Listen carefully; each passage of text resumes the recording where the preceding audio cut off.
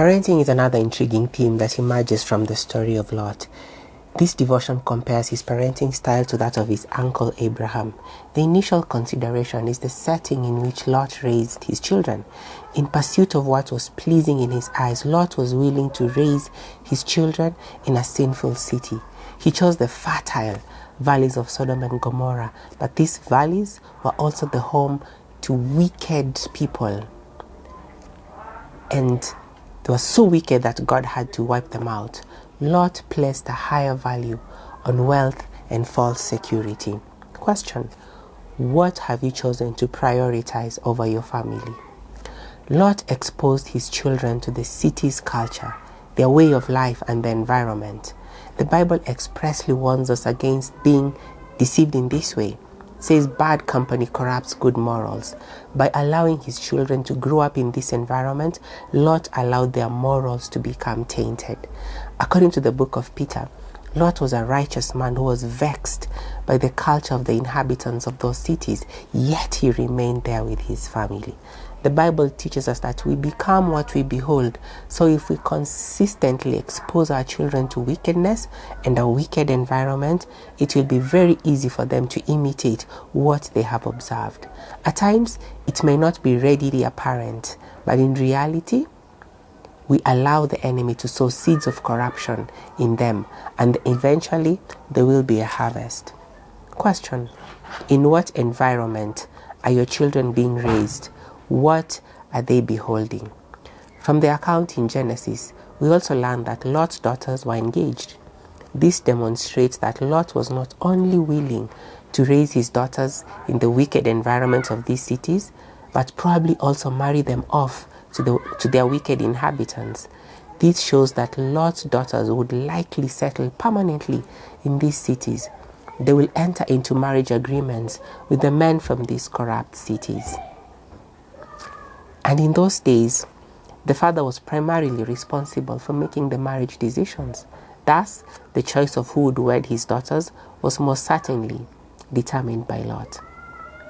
Since the Bible describes him as righteous, it follows that he was willing for his daughters to leave his home, which had a degree of righteousness, and marry into homes that did not share the same values.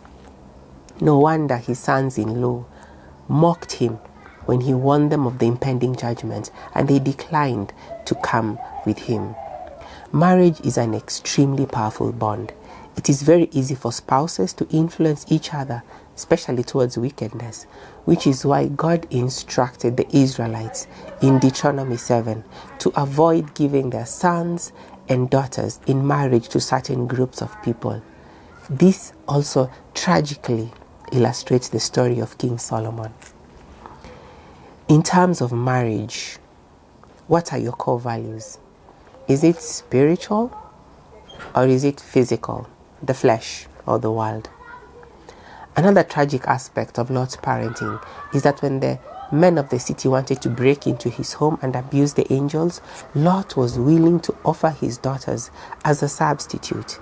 It is crazy that in those cities, there was so much corruption that it was possible and even conceivable for a father to give his daughters over to violent sexual abuse. This gives us an idea of how violence was so prevalent in those cities that Lot could offer his daughters in order to protect his guests. This shows us that Lot's daughters were not only exposed to vile sexual perversion, but also sexual violence. Moreover, what psychological effects might this have had on them when they learned that their father was prepared to sacrifice them, to be brutalized?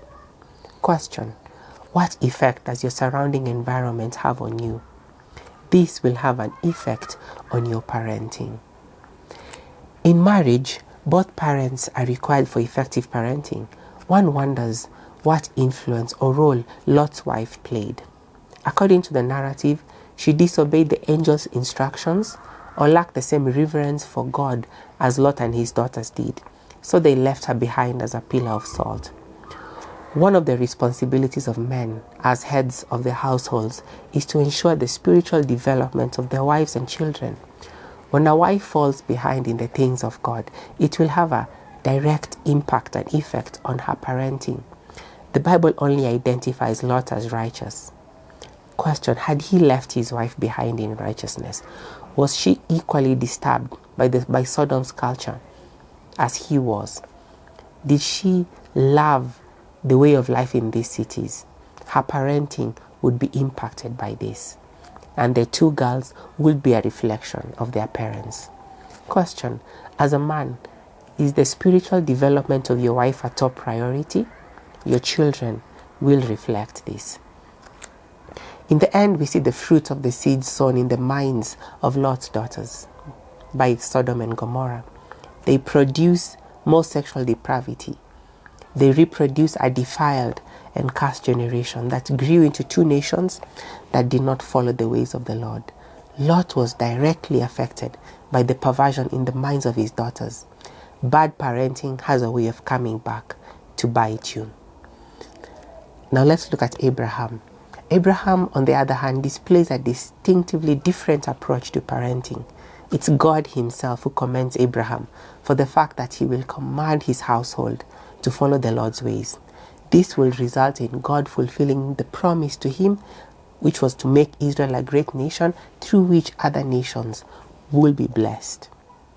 Question: how would God evaluate your parenting? Abraham's obedience to God is the first thing we observe that has a direct effect on his parenting. This has an impact to the numerous aspects of Abraham's life, including his parenting. God is the one who determines Abraham's environment. God instructed him to leave his father's home and country and travel to a location that God himself would indicate.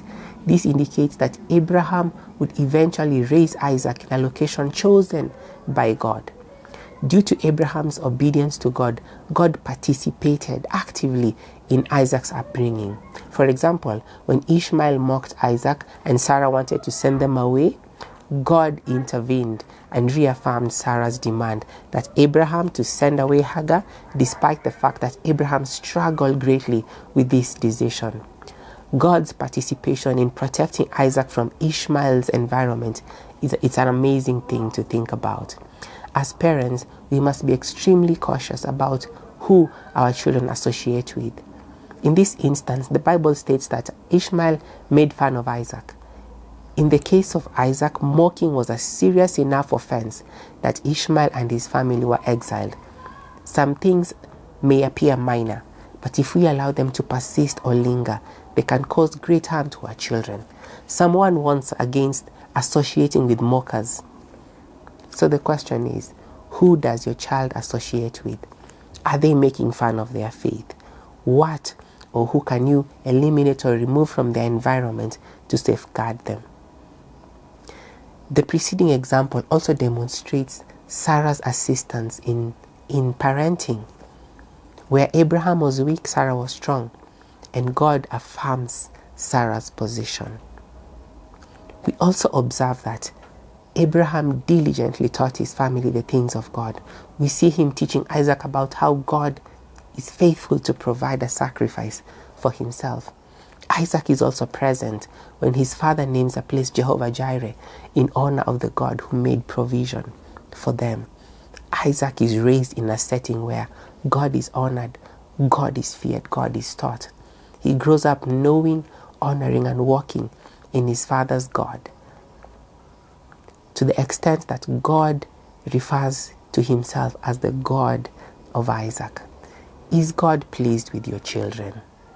We also see Abraham providing guidance when it comes to Isaac finding a wife. Abraham sends his servant with specific instructions regarding where Isaac's wife should come from. As we've seen previously, marriage is a crucial component of one's fruitfulness and success. Amazingly, we observe God's participation in ensuring the success of this endeavor. Abraham's servant's prayer is answered by God.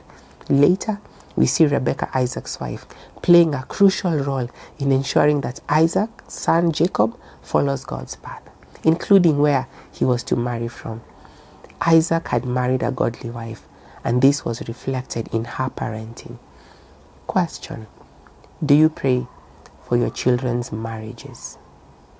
Do you want God to be involved in them.